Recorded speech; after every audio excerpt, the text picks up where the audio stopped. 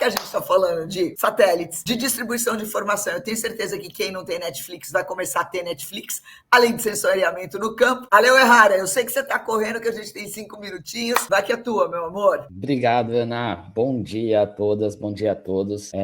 Semana passada, inclusive, eu estava conversando, eu citei semana passada o Eduardo, que é um dos ouvintes, grande amigo meu, que sempre nos acompanha, e ele falou assim, pô, Ale, vocês estão esquecendo da autodescrição, né, Ana, que a gente sempre fez, então vou voltar aqui, eu vou tentar sempre relembrar. Então, eu sou Alexandre Uehara, eu tenho cabelos pretos curtos, olho, né, já que o Uehara é oriental, tenho olhos puxados, barba, bigode, pequenininho, mas barba e bigode. Estou vestindo uma camiseta azul escura, estou com fone de ouvido e meu fundo aqui é um escritório e um quadro escrito Innovate. Minha notícia aqui, eu tentei, no final de semana eu estava assistindo alguns filmes, alguns seriados, e eu peguei uma delas que eu achei muito bom e eu queria trazer aqui para vocês. Não é um seriado novo, mas é inclusive um seriado japonês que se chama Em Busca do Unicórnio ou Riding Unicorn. Ele é um seriado, assim, J-dorama, tá? Então é japonês, e para quem assiste, né, esses doramas japoneses, sabe que ele é um pouquinho bobinho no sentido bom, né, de inocente. Então esse lado super bacana desse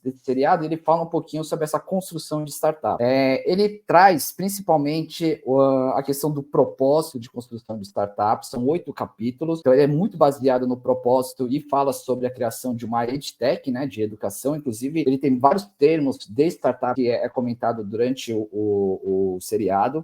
Tem esse lado, né, de romance também, de 2 personagens ali, inclusive os cofundadores, mas é muito legal, principalmente para quem está construindo uma startup ou está conhecendo um pouquinho mais dessa questão de startup, sobre validação. O quanto que é importante a gente validar, mas principalmente esse lado mais pessoal e junto com o seu futuro cliente ou o seu usuário. Ele mostra muito isso. Tem a questão de roubo de patente também, que é muito...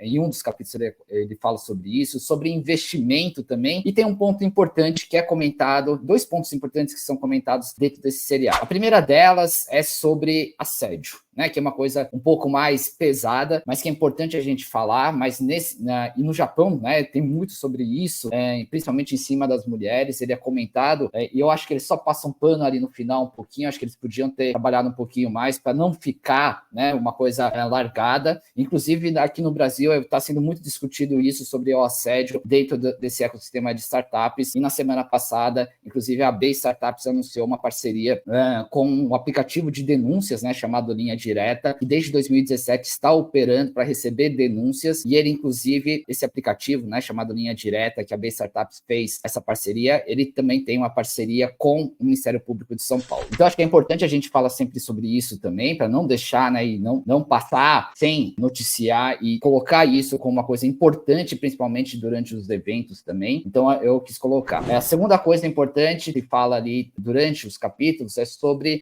o trabalho, né, entre grandes empresas e startups. No Brasil, muito conhecido aí como Open Innovation, mas lá, imagina aquelas empresas centenárias, pessoas, né, japoneses, né, muito mais tradicionais, e como eles trabalham com as startups, abrindo a mente deles, e no início, né, um pouquinho mais complicado, mas eles têm trabalhado bastante sobre isso, e foi também uma das viagens, né, desse ano que eu fiz, no caso lá para o Japão, que eu passei lá 3 meses, eu vi muito isso também. Muita gente ainda, muitos japoneses ainda tradicionais, não querendo abrir mão, né, das coisas que estão acontecendo e não vendo coisas novas, por exemplo, as startups. Só para finalizar aqui, já que também a gente falou aqui, o Charles comentou aqui também sobre essa saúde mental, também é comentado durante alguns capítulos, e a importância, inclusive, dos fundadores trabalharem a saúde mental, senão a gente fica muito louco. Inclusive, Charles, essa dica de falar que não falar sobre que a gente está na correria, adorei, tá? Achei muito bom, está anotado, e eu vou começar a praticar isso. Então, Ride Unicorn, um seriado que está na Netflix, 8 capítulos, é um seriado japonês, vale a pena, é bobinho, tá? Mas vale a pena. E só para complementar, então, Ana, além do Ride Unicorn, sempre gosto de colocar aqui, sempre gosto de, inclusive nas minhas palestras, quando eu falo sobre startups, eu gosto de também dar essas dicas. Além do Ride Unicorn, que agora está na minha lista, We Crashed, que fala sobre a história do WeWork, Silicon Valley, um seriado,